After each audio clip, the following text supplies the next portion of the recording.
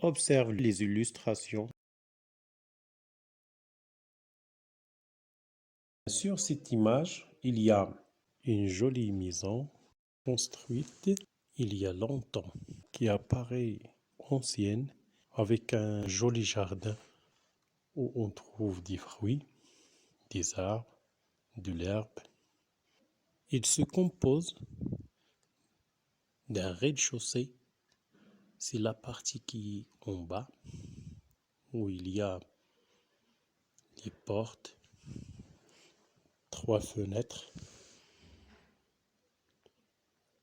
Aussi le premier étage, où il y a 4 fenêtres. Derrière cette maison, une grande citerne.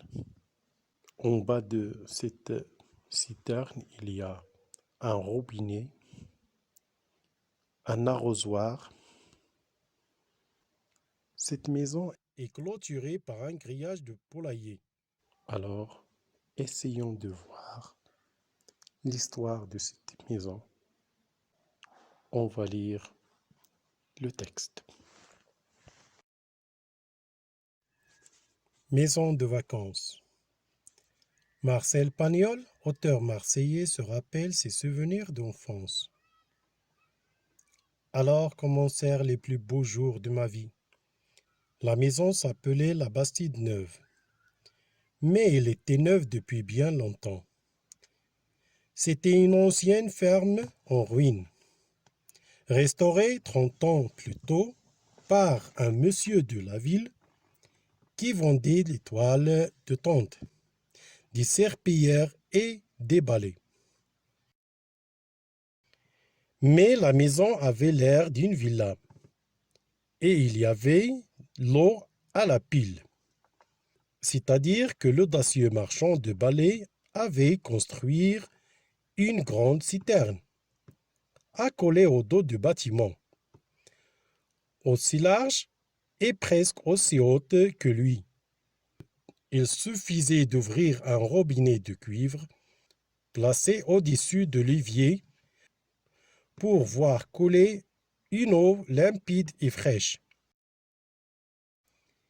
Il y avait aussi, au rez-de-chaussée, une immense salle à manger qui avait bien 5 mètres sur 4 et que décorait grandement une petite cheminée en marbre véritable.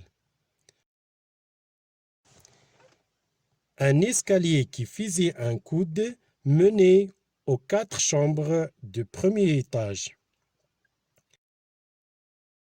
Le jardin n'était rien d'autre qu'un très vieux verger abandonné et clôturé par un grillage de poulailler, dont la rouille de temps avait rongé la meilleure part.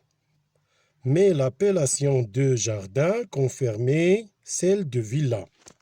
Marcel Pagnol, La gloire de mon père, édition de Fallois, Marcel Pagnol, 2004.